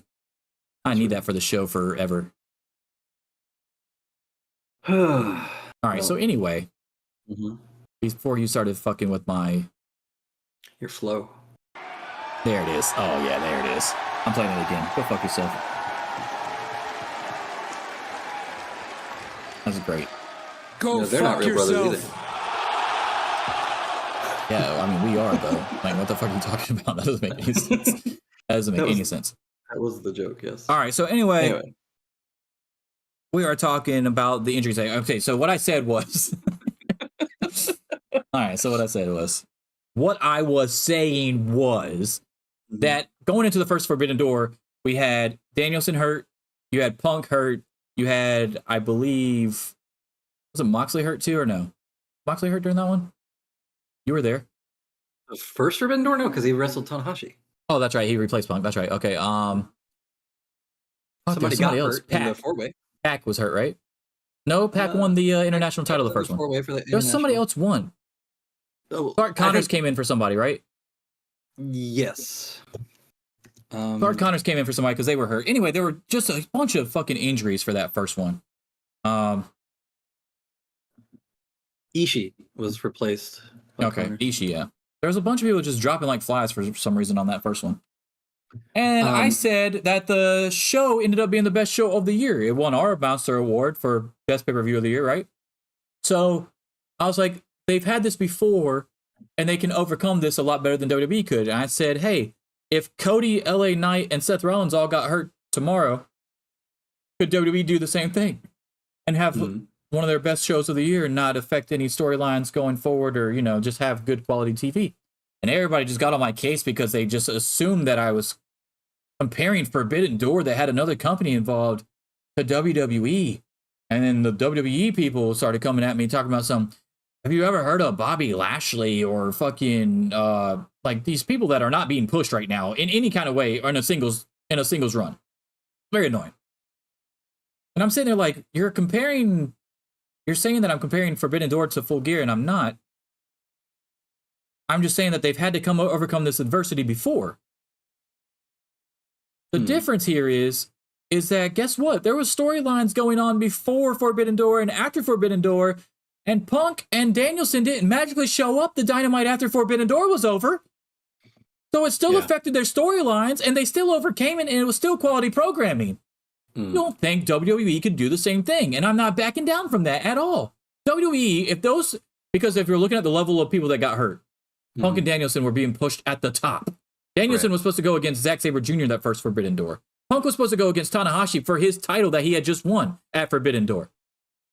If fucking Rollins and Cody go down and LA Knight go down all at the same time or really close together, who the fuck is on your show? Who are we watching for? Yeah, I mean, and I also believe that the new metrics that came out about the merchandise sales from January 1st to today also back that up big time. Yeah. So with their top star, if we're assuming it's Reigns could be injured and we wouldn't really notice because he only wrestles every fucking 3 months anyway. Now, somebody did mention Reigns, and I said I had originally mentioned Reigns, and that was my mistake because he is a world champion. But then I started thinking about it. I was like, Punk was the world champion though at the time of Forbidden Door 1. So no, fuck. That's why I kept Rollins in there. One world champion, Rollins. One world champion, Punk. Danielson, LA Knight, and Cody. And Adam Cole got injured at that pay-per-view too. So yeah, exactly. Yeah, exactly. He was gone for a while after that. Was the concussion one. Mm-hmm. Yeah, watching it live, it was like a weird sequence, and I was like, did he miss a spot or something? Because Jay White was interacting with him, and the way that it looked was like it was off, like he didn't know what the spot was or something. And then I think Jay actually ends up pinning Cole, but it was in a way that didn't make sense. Like Cole had gotten up from a spot that he wasn't supposed to get up from, and then he got pinned after. Like it was real weird. Yeah, the ending was weird. Yes, because we talked about that. We actually literally texted us like, "Dude, was that supposed to be like that?" And you're like, "No, I don't think so." But anyway, okay, so let's put Cole in the equation because that actually affects other storylines. I was just mentioning Forbidden Door as a fucking as a timestamp, not as the show. Punk, Danielson, Adam Cole out for an extended period of time. On the other side, you've got LA Knight, Cody, and Rollins. We've seen AEW still put on good programming. You cannot sit there and tell me to my face that WWE would be fine and their programming would not take a hit and their quality would not take a hit at all because of that. Because they have Drew McIntyre and Bobby Lashley. Like, seriously, get out of my fucking face with this shit. Gunther would be carrying that too at that point. But I'm not saying that WWE would go under. I don't know what these fucking WWE marks are on my case about. I understand. What I said is not incorrect. They can't fill in the gap for in the way that AEW can. I get it. Yeah, it would. The product would take a massive hit as far as quality programming goes, more than AEW has, and that's based off of previous experience that AEW has already been through something like this in the past. Yeah. And we could even throw in All In too if you want, where everybody was getting hurt before All In. Jamie Hayter was supposed to be there. Pac was supposed to be there. Like, let's be real here, dude. The thing is too, when you look at AEW, you're like, okay, well, we lose somebody major. Who can we move up to fill in that spot? That would be credible. That would make sense. And that like has some prestige and backing behind them. When you try to do that in WWE, you are looking at like a Bobby Lashley or something like. So if you lose somebody in a big spot, yeah. Like the funny thing is I wasn't even trying to make it a WWE versus AEW thing. I was just saying I think AEW can do this because everybody's talking about all the injuries that AEW has. How are they going to overcome this? They've done it before, and I think they're in a better position to do it again versus a WWE when you look at their roster. And then, of course, everybody just comes on there like fucking talking about some bullshit about like I'm making it AEW versus WWE or I'm making it Full Gear versus Forbidden Door. Like, that's not what the fuck I was doing. I was just saying that they've done it before. They have a deeper roster talent that's pushed higher than WWE does. The drop-off between Roman, Seth, LA Knight, Cody, and the rest of the fucking card is drastically different than fucking Orange Cassidy being out, or Moxley being out, or Danielson being out, and then there's a drop-off of fucking talent that you can't push. When you see Swerve sitting there, you see Omega sitting there, you see MJF still sitting there, you've got enough people in AEW that are pushed on a regular that they could easily step in, and the quality does not suffer at all. WWE cannot say the same thing. The other thing is too, you look at let's say they lose like their top fucking 10 guys, right? You have so many singles guys right now that are in stables that you just pull out of the fucking stable. Okay, Malachi's back. He's going to be a big singles guy now. We'll pull Cesaro out of BCC for a little bit. He's going to be singles. He's going to be a big guy. We'll whatever the fuck Pac is up to, we bring in Pac. We push him back to the top. They've got so many people where they could lose like a lot of people. Fucking, I think I already said Miro, but same with Miro. You pull Miro and put him back up to the top of the card. You got your Keith Lee. Like they have so many people that are not currently like in anything active, so you don't really think about them, but could easily just be shifted up to the top. Agree, of the card. And this is why I said when they were signing everybody, it's not a bad thing to have that much talent. It's not. And then when we started seeing all the people that were not getting renewed, so they were making up money because everybody's like, oh, your roster is over bloated. Yeah, because he didn't want to fucking fire people because he's not an asshole in the fucking middle of the pandemic. So he's bringing in and raising on the bar of the talent roster from top to bottom while also paying other people that he's probably not using as much or that was on dark and dark elevation, stuff like that. And then you slowly transition out of that. And those people start to go away so that they can go make money because they were on AEW TV, like a Sunny Kiss, etc. Or Fuego. Fuego del Sol, stuff like that. Like they're making good money because of AEW hiring them in the first place. It's not So, a bad thing I to think want to bolster Janela's your profile fucking now is roster they're gonna start talent doing, yeah. to be SmackDown '06. That roster was so good. Go fuck yourself. This roster is the best roster in wrestling history right now. Yeah. And they could I think- possibly still bring in Ospreay. Like, get the fuck out of here. They can withstand this better than any company, including New Japan, that there is. And it's not even close. Yeah, I agree. All right, I just want to throw that And out the thing there. about New Japan is, too, if they did lose too many talent, their relationship with New Japan, you just bring in a fucking guy from New Japan for a month or so. So, yeah, I don't think it's even fucking comparable. All right, let's talk about TNA. We've talked about everybody else today. Fuck it, let's talk about some TNA. TNA, Right. what to expect from TNA in 2024. Scott D'Amore was talking about changes to the TNA product and what to expect next year. He said you're going to see upgrades to our look and pricing, or pacing. I wish the pricing. Pacing. Actually, you know what? TNA probably has the best deal. Christine, the one that does the yarn bucks or whatever, she had posted something about that if you go to their YouTube channel and you can pay like $1 a month or some shit, and you get to watch all the TNA stuff. Yeah, like the live shit too. Subscriber model or whatever. Yeah. Or like $5 for that. I think $5 for live, $1 for like, or $5 for the library too, or something like that. It's not a lot at all. You probably get the best value out of TNA out of anybody right now. Anyway, you're going to see upgrades to our look and pacing. We're in a position to inspire the next generation. You will see some changes to our shows. The pacing is going to be quicker. There will be a shake-up talent-wise, and you're going to see us disrupt and change wrestling. Expect consistency. Expect depth in our storytelling, which we're as good as, if not better than anybody else. If you're on our show, you earned a spot on our show. We're back to doing what we do best.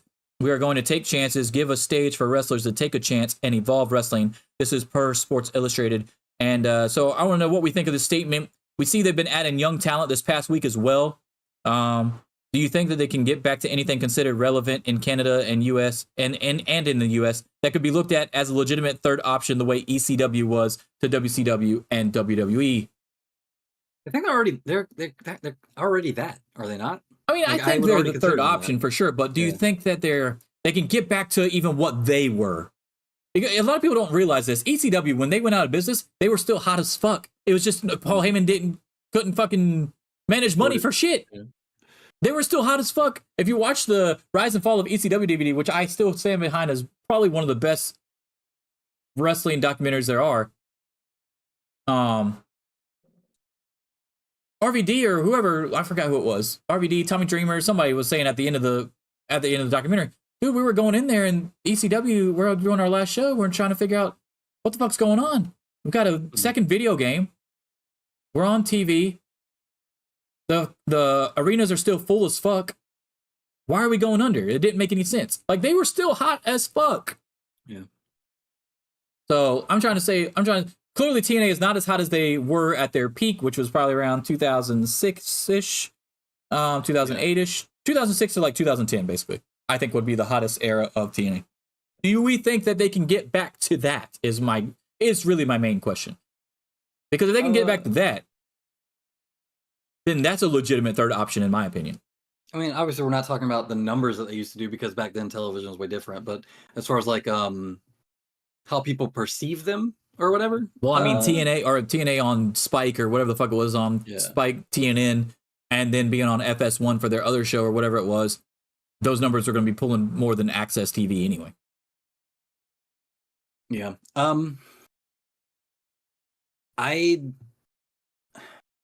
I don't feel like they're that far off to where it would really be that big of a change. I know they're doing the TNA rebranding right now. I guess it depends on what changes they make with that. Like, we can listen to the fucking interview all day, but that's pretty much what any wrestling promoter is going to say about a promotion, right? Like, there was nothing in there that's specific or actionable. It was all just like, I don't want to call them platitudes, but it was just like, it was a very generic sort of like, yeah, we want to be a good wrestling company type shit, which is, what you're supposed to say as the owner. But it didn't strike me as anything particularly like tangible in the sense noteworthy. Of yeah, like, he's not talking about we're gonna bring back the 600. Like, there's nothing like that. It's like, it's all platitude. So we'll see. Well, I mean, it's good that that's their mission statement going forward for sure. I guess that's the vision they have. But I don't think they're that far off of what ECW used to be in the general wrestling public's view. If you ask somebody to name the 3 biggest companies for wrestling in the US right now, they would already say TNA as the 3rd one. So they're not. I don't think they need to do much if that answers your question. All right, that's good enough for that. Let's do shoot or kayfabe. It's back this week. I made it a little bit easier to do on the show. Shoot or kayfabe, 3 topics. We're going to ask Ryan, is it shoot or kayfabe? Shoot, obviously true. Kayfabe, false. That's how we're doing it. We just had to put a wrestling spin on it. Shoot or kayfabe, here we go.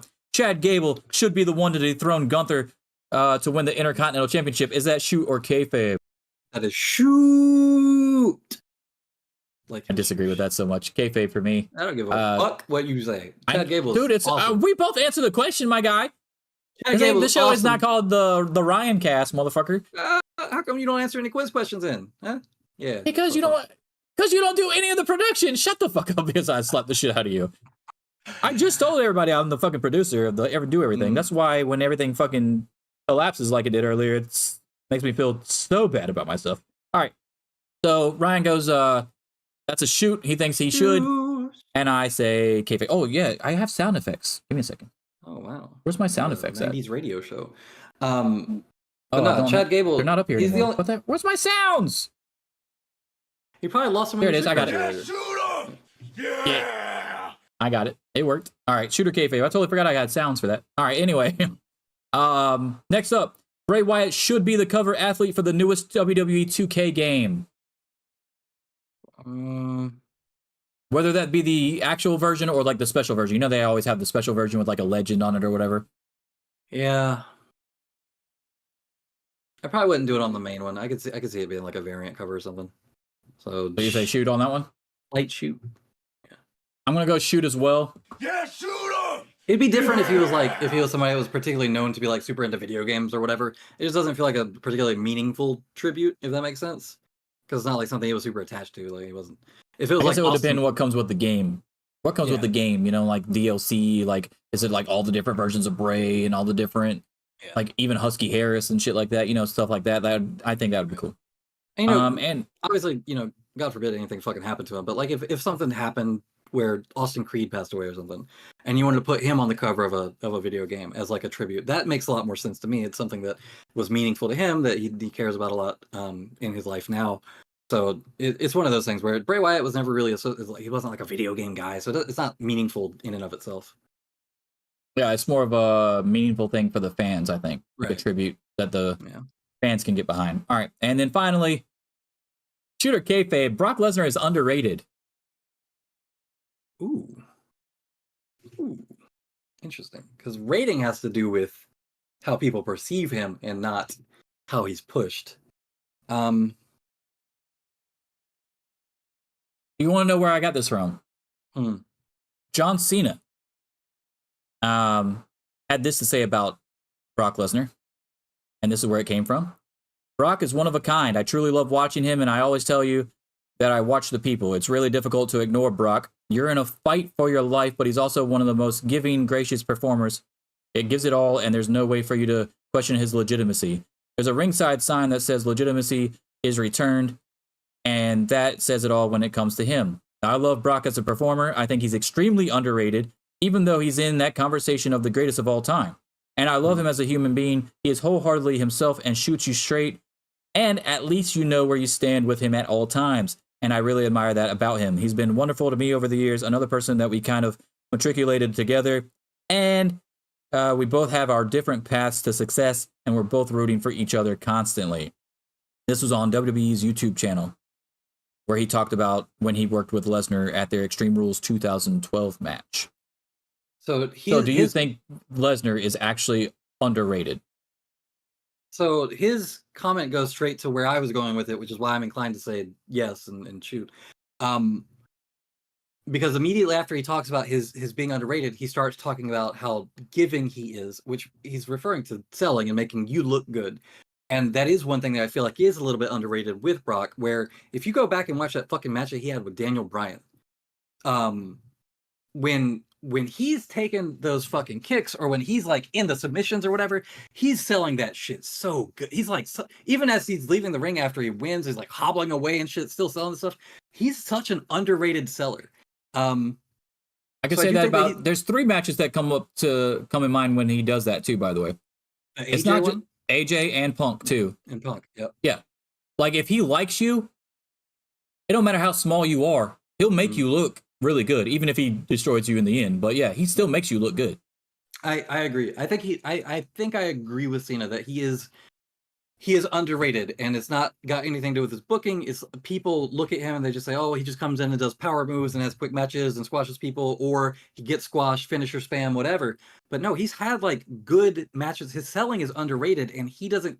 Well, maybe he does. I don't actually know how much influence he has over his own booking, but as far as we know, he doesn't book his own matches. So if you want to blame him for having short matches, finisher spam matches, whatever the fuck, you blame the booker. But when he does have matches where he's able to sell, he's like really fucking good at it in a way that I don't think people are inclined to remember when they think about him. Can't we say that the finisher spam matches are really regulated to only Goldberg and Roman? Roman, yeah. Undertaker, a little bit. Yeah, a little bit towards the end of it, yeah. Yeah. But like that's his finisher spam moments. It's Cena more about who squash he's in there with, not because like you just mentioned, he can clearly go for a 12 to 15-minute match against an AJ Styles, a CM Punk, a Danielson, Finn Balor, I believe he had a match with too, which is the match where everybody was like, why the fuck didn't this man come out as a demon? Yeah. So he can actually have a chance against him. Yeah. Yeah. They were both champions that time, right? Wasn't that a champion one too? That's a great question. I do not know. You know that Danielson, I think Danielson had the vegan I don't belt think, right? yeah, Danielson maybe was the champ. Or I think AJ was too, right? one of them was, but it wasn't Balor, because Balor had to give up. He's only been it once, and he had to give it up the next night. He's only been world champion once. So, yeah, anyway, I do remember so that. we're saying shoot on that one too. Like, why the fuck isn't he the demon? So stupid. It's not a threat. So Brock Lesnar is underrated. That's a shoot. Yeah, shoot him! In a very specific way. All right, so there's that. Shooter kayfabe is done. We got 3 shoots out of Ryan that time. Hey, Interesting. I'm a straight shooter. I don't agree with the first one though. All right, so we don't have a. Wait, so hold on. Who do you think should beat Gunther? Not Chad Gable.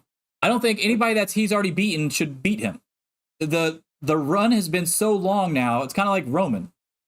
Like you might as well just fucking. It needs to be somebody new. Like I'd be okay with The Rock beating Roman. I was okay with Cody beating him last year. I'm not even going for Cody this year if it ends up being Cody and him again. It should be somebody that he has not gone against. Like, for instance, if Roman loses to Seth Rollins, I'm cool with that because in this title reign, he has not gone against Seth Rollins in a one-on-one match.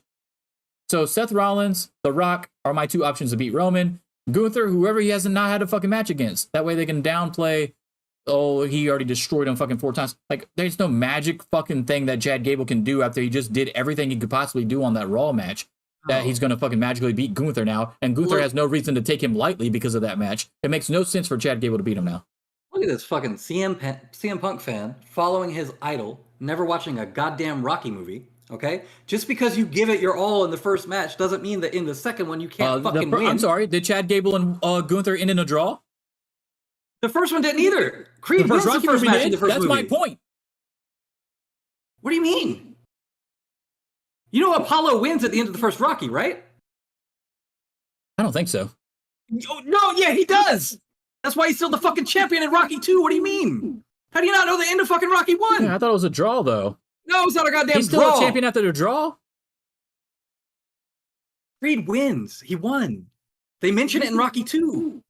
Oh, there's a difference in boxing, though. Because Rocky got fucking finagled out of that win. Gunther won straight up. Chad Gable didn't get finagled out of the victory.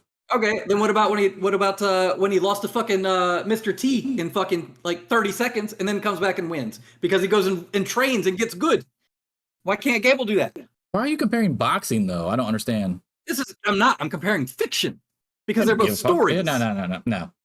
What is Chad Gable going to do? That's what I literally just asked you. What is going to be the difference between Chad Gable when he threw everything he had at him in the first one and didn't win to the next time he fights him? Chad Gable's not changing up his fucking style. It's not going to be a different Chad Gable. It's going to be the same fucking Chad Gable. You think Gunther ain't going to fucking take him more seriously the second time and beat him? He's going to use the stairs. Dude. All right, I'm done. Let's start saying some positive shit about wrestling, okay?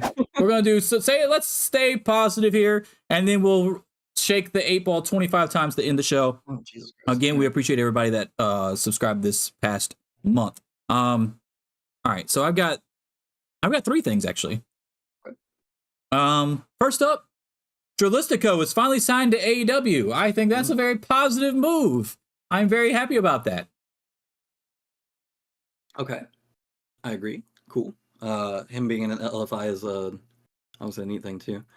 He should have been signed 7 months ago. Speaking of sick ass lucha wrestlers, Jesus Christ! My positive thing is that Rampage match, the triple threat. That was a great match. The Pentagon Fantastic match. I'm so glad I avoid Rampage spoilers and get to watch them. Yeah. I'm so glad I do that. And that's one of the many reasons why people act like Rampage is not that big of a deal, because you're going out of your way to go read the results and not watch the show, and then, oh, nothing ever happens on Rampage because you don't get the results of all the backstage stuff and all that stuff. You just see the results of the matches. That's all you do. You don't get to see if the matches are good or not. Avoid that shit, watch the show, and you'll fucking enjoy it. And then you won't sit there and say, Santana versus Ortiz shouldn't have been on Rampage, you fucking idiots. Yeah. Let's stay positive, though. Let's stay positive. Let's stay positive. Let's golf clap. Golf clap for that one. I like that one, too. Okay. Wasn't in my stay something positive, though, because I figured, like, you know, a lot of people would enjoy that, but I guess not. Mine is Bryan Danielson versus Okada 2 at Wrestle Kingdom 18, baby. Let's fucking go.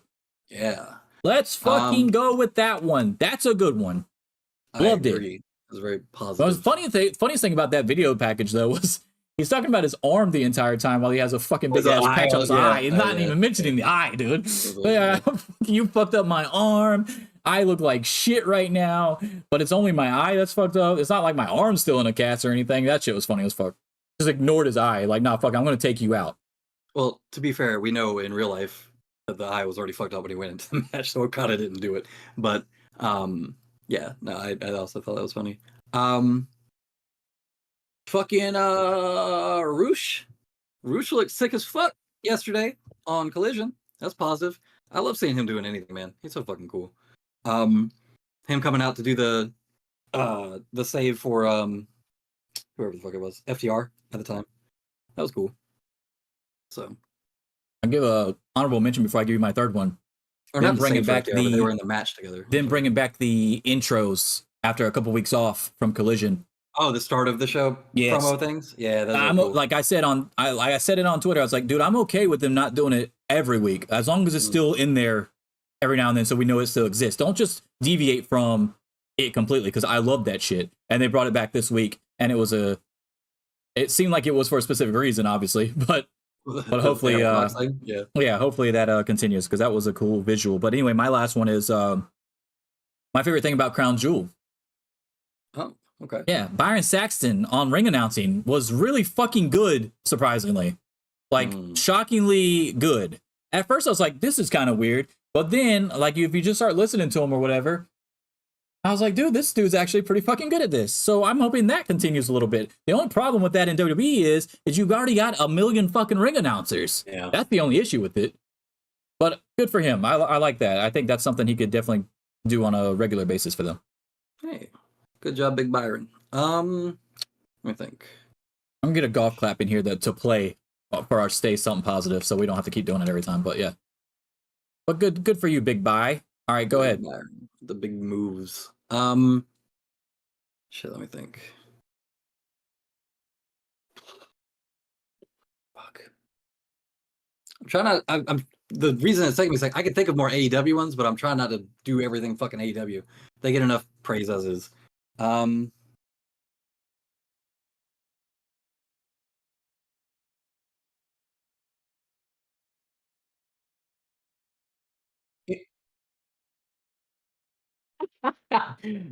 I'll talk that shit on Twitter. No, we're being positive. I'm positive about Jacob Fatu, baby. Yeah, that's true. No, okay, you know what? I do have one. But it's AEW again. But fuck it, I don't care. It was cool to see Lance Archer back. I'm a big Lance Archer mark. Everybody knows that. He looked really fucking dominant until he got pinned, which I thought kind of sucked. So that's not positive. But pairing the Righteous up with Jake the Snake and possibly Lance Archer, I think that's going to be interesting and cool. That's got to be a trios title run for them, right? Got to be. Maybe. Maybe Archer can finally What get are a they doing fucking with title. Stu Grayson though? That would be the cool. That would be the cool team to. Yeah, that's a great question. I don't know. I heard somebody asked that on Twitter as well. That's a great question. He hasn't been there with them for a little bit. He wasn't even out there with them when they went against MJF. So I don't know. Yeah. But trios titles though, I could easily see them take it off of the Acclaimed, and then you could easily see them lose it to whoever, even a comedy act later on, because it's the Righteous. Yeah. So if you wanted to do Hook, Orange Cassidy, and Danhausen, which is a team I've been trying to build up for a trios division run, that could be the team that they take it off of. Like, it's fine. Or go do the Ring of Honor ones and take it off of well, that's heel versus heel now too, because they just beat the Elite again. Yeah, they just beat the Elite again. Yeah. Right. Yeah. Mobile Embassy got them back. Yeah. Fuck, I miss Death Triangle so bad, man. Oh, whatever. No, Phoenix is hurt now too, so it's even if Pac came back tomorrow, it doesn't matter. They still won't be back. Where the fuck is Pac? We're on Pac That's a great question. I don't know, man. He must have the most Visa fucking issues I've ever seen in my life or something. I don't know. Yeah. I don't know what's going on. All right, so that's our let's stay positive segment. Now, let's go ahead and clear that, guys, because we gotta spin it. We're gonna do this. This is let me get my notepad out. We're gonna do this. Let's see here.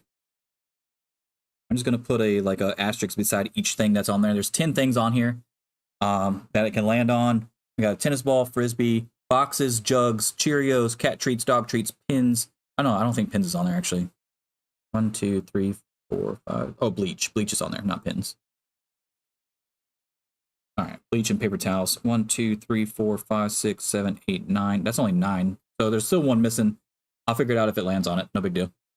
All right, let's do this. We're going to spin this bad boy 25 times, and hopefully we don't get cut out again. So let's do it. Here we go. First one it lands on is a tennis ball. Hey, all right. That's one. Okay, let's do this. All right, so this is obviously us spinning it for the Humane Society, the Wrestle for Rescues, all the new subscribers that have subscribed to us in the month of October. Where it was 25 new subscribers. So that's what we're doing. Oh, frisbee. Okay. Do you have like a limit on not stacking the same like 10 things over and over again, like that one time? Like if you roll something, you roll it again. Like if you for some reason hit like paper towels like 20 times a fucking row or whatever. Oh, if it happens, it happens. It's blanket is the last one. Okay, cool. So I did land on it. All right, that's 3.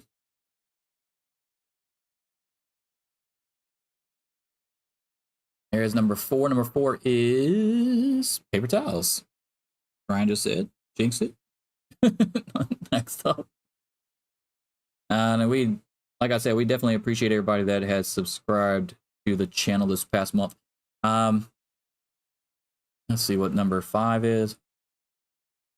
Cat treats. Looks like we're going to at least hit everything once. So that's a good thing, I guess. Got 5 different things to start it out. That's pretty cool. I don't really know what the RNG is for this either. It's not like you put in specific percentages that it could land on. Oh, there's cat treats again. So yeah, there we go. So it is, at least we know that it can happen, that you can't hit it twice and it's not just going to go through all of them like it's a fucking playlist. All right, cool. I do like that. Dog treats. Okay. Let's fucking go. 25 times. That's nuts. It's fucking nuts. This probably should have been its own show, but I really wanted to attach it so that people knew that we were doing it. There you go. Let's see what else we got going on here. We got bleach for the first time. Success, success. Hopefully I don't break the extension by doing it this many times. Let's next up we've got Cheerios. Cheerio. 1, 2, 3, 4, 5, 6, 7, 8, 9. That was the 9th one. So here we go, number 10.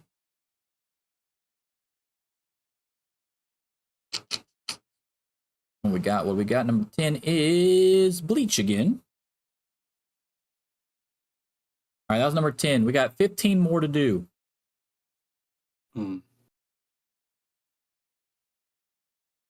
Sorry, I just What's we got going on? Yeah. Twitter shit. 2 jugs.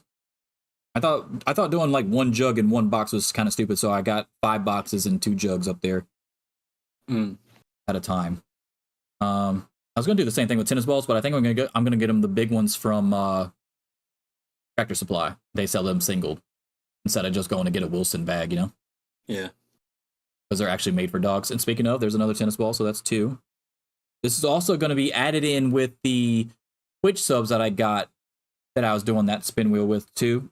I've got a few things from that I have to add into this too. Now, I don't have to do this. I don't have to do the 8 ball because they've already done the spin wheel, so I've already got the items. I just have to add them into it. That's actually going to be more than 25 things. Another blanket. Hey. Cool deal. Cool deal. They definitely need those. If I was bigger like Mr. Beast, we'd be donating fucking whole crates and shit. Maybe one day. Then everybody can bitch about it that I'm not helping enough. I don't help enough dogs or whatever. I'm monetizing dogs. Paper towels. Stop monetizing your dogs. Let's fucking do it, baby. Let's fucking do it. Down. What else we got going on? 5 boxes. First box land. That's cool. We're there. 5 boxes on that one.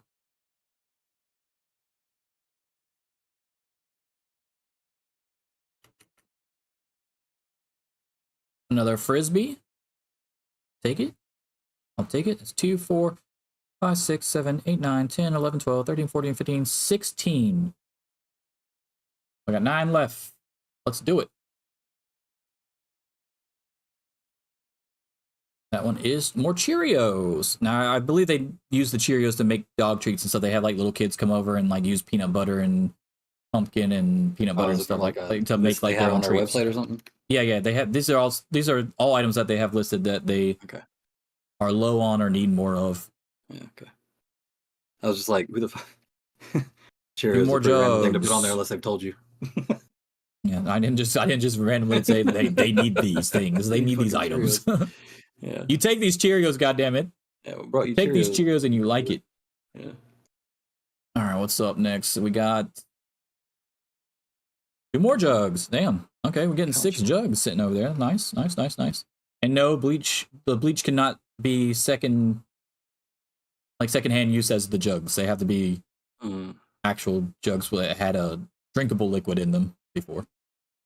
And cleaned out, of course. Another frisbee. Or you just buy jugs. All right, let's do 5, 6, 7, 8, 9, 10, 11, 12, 13, 14, 15, 16, 17, 18, 19, 20. So we got 5 more left. 5 more items. Here we go. I'm kind of glad I didn't do the wheel and I did this instead and came up with this idea. Paper towels. Because the wheel takes so fucking long to spin anyway, so it would have been way longer than this. Also, they expect to do 25. Yeah. More paper towels. Oh man, I love the paper towels. Okay. Is this paper towels like a 6-pack? I don't know how I'm gonna do that one yet. They have really cheap ones, but if it ends up being a fucking even number that I can get into a pack, I might as well just go ahead and get the pack, right? Get the nice ones, yeah. More Cheerios. Oh man, the Cheerios ain't no joke. All right. 2, 5, 6, 7, 8, 9, 10, 11, 12, 13, 14, 15, 16, 17, 18, 19, 20, 21, 22, 23. So 2 more. Sorry, I'm putting asterisks, so I have to count the stars because I'm not putting the numbers. I never learned how to do tallies. What the fuck paper towels again. Damn. Oh, paper towels. That's 4, or that's 5 paper towels actually. So if it lands on paper towels again, I guess I could get a 6-pack, but it won't because that'd be too easy. I guess I could buy a 6-pack and then take one out. 6-pack anyway. Yeah, yeah, I could do that too. Yeah, fuck. Listen, I could do the that. 8-ball didn't fall on the 6th one. All right. Cat treats for the last one again. Damn, only 1 dog treat, huh? All right, that's still 25 items. I don't remember. Let me look at the what the other list was. The other list that it landed on was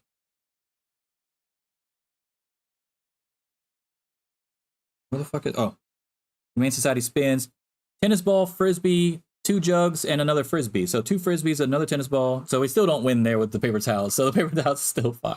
So that's 1, 2, 3, 4 more items. So it'll be 29 items all together. You know what? Let's make it a 30. Let's make it 30. Let's spin it. I'll do one for myself. Let's do it. What is it? Is it paper towels? It's more Cheerios. Holy shit. Holy shit. All right, Cheerios again. 4 boxes of Cheerios. All right, cool. All right, that's good. 30 items even. 30 items even. We appreciate everybody that subscribe to the channel, that follow us on Twitter, that listen to us on MonsterCast, Spotify's channel, or Google Podcasts, Apple Podcasts, or of course, watch us here on YouTube. We'll be back next week. Excited for it. We got some big shows that we got to do predictions for. There's another Ring of Honor pay-per-view coming up in December. Final Battle. We've got Full Gear around the corner. You've got Survivor Series out right after that. And then, of course, you have World's End as well in December. So Ryan still got time. Let's throw up those predictions up there because I totally forgot at the beginning of the show. But I did update it, so I'm not going to waste the graphic. 108 and 28 for me in 2023. 103 and 33 for Ryan in the month of, I keep saying the month of, the year of 2023 here. I am still the prediction champion. I'm still the people's choice, like the Acclaimed, unless you go online, of course, where people are not choosing them anymore. We'll see you guys next week here on the MonsterCast. Have a great week. Deuces.